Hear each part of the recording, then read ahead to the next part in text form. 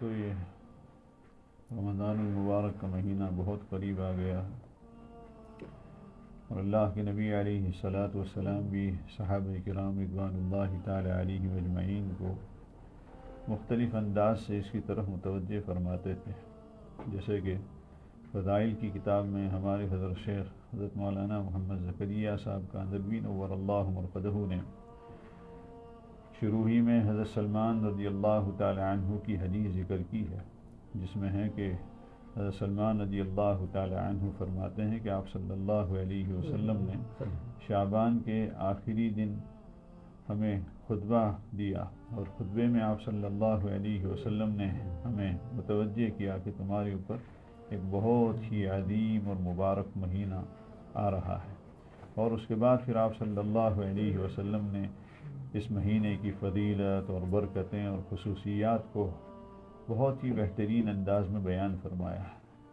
تو یہ حضرت شیخ رحمۃ اللہ علیہ کی جو کتاب ہے فضائل رمضان، یہ بہت مختصر ہے. حضرت شیخ رحمۃ اللہ علیہ نے پڑھنے والوں کی رعایت کرتے ہوئے بڑی اختصار کے ساتھ اس رسالے کو جمع کیا ہے اور لکھا ہے، اور اس میں صرف مین تو تقریباً 20 سے کچھ زیادہ حدیثوں پر اکتفا کیا ہے، باقی شرح میں کچھ حدیثوں کا اضافہ ہے. لیکن بہت لمبی کتاب نہیں ہے، بہت طویل کتاب نہیں ہے، اور ہے بہت جامع اور بہت ہی قیمتی کتاب ہے. اگر اس کو ہم پابندی سے پڑھیں تو انشاءاللہ تعالی رمضان المبارک کی صحیح قدر ہمیں نصیب ہوگی. اور یہ کتابیں جو حضرت شیخ رحمۃ اللہ علیہ کی ہیں، جیسے کہ فضائل ذکر ہے، فضائل رمضان ہے، فضائل قرآن ہے، تو یہ کتابیں بھی حضرت شیخ رحمۃ اللہ علیہ نے عمل کے ساتھ لکھی ہیں. صرف لکھ کر چھٹی نہیں تھی کہ بھئی چلو لکھ دو، کوئی عمل کرے تو کرے ورنہ کچھ نہیں، بلکہ حضرت شیخ رحمۃ اللہ علیہ پہلے تو خود اس پر عمل کرتے تھے.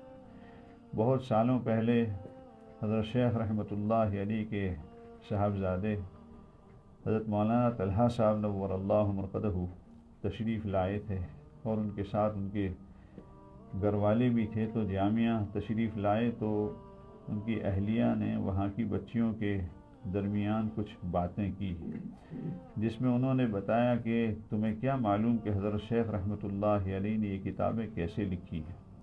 اور پھر فرمایا کہ حضرت شیخ رحمۃ اللہ علیہ لکھ رہے تھے، اور وہ حدیث آئی جس میں ہے کہ پڑوسی جو ہے وہ چاروں طرف 40 مکان تک ہوتے ہیں. تو حضرت شیخ رحمۃ اللہ علیہ نے لکھنا بند کر دیا، اور گھر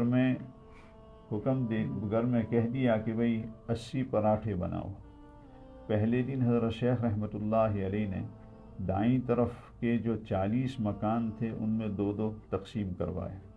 دوسرے دن پھر گھر میں کہا کہ 80 پراٹھے بنائیں. دوسرے دن پھر حضرت شیخ رحمۃ اللہ علیہ نے بائیں طرف کے جو 40 مکان تھے ان میں 2 تقسیم کروائے. تیسرے دن بھی اسی طرح آگے کی طرف جو 40 مکان تھے ان میں 2 تقسیم کروائے، اور چوتھے دن پھر اسی طرح 80 پراٹھے بنوا کے پیچھے کی طرف جو 40 مکان تھے ان میں 2 تقسیم کروائے، اور اس کے بعد پھر آگے لکھنا شروع کیا. تو خود عمل اتنا تھا حضرت شیخ رحمۃ اللہ علیہ کا کہ خود عمل کرتے ہوئے ان کتابوں کو حضرت شیخ رحمۃ اللہ علیہ نے لکھا ہے. اس لیے بہت ہی جامع ہیں، بہت ہی روحانیت سے بری ہوئی ہیں. اس لیے خاص طور پر یہ کتابوں کو، یہ حضرت شیخ کی جو کتاب ہے فضائل رمضان، اس کو رمضان شروع ہونے سے پہلے ابھی سے اس کو پڑھنا شروع کریں.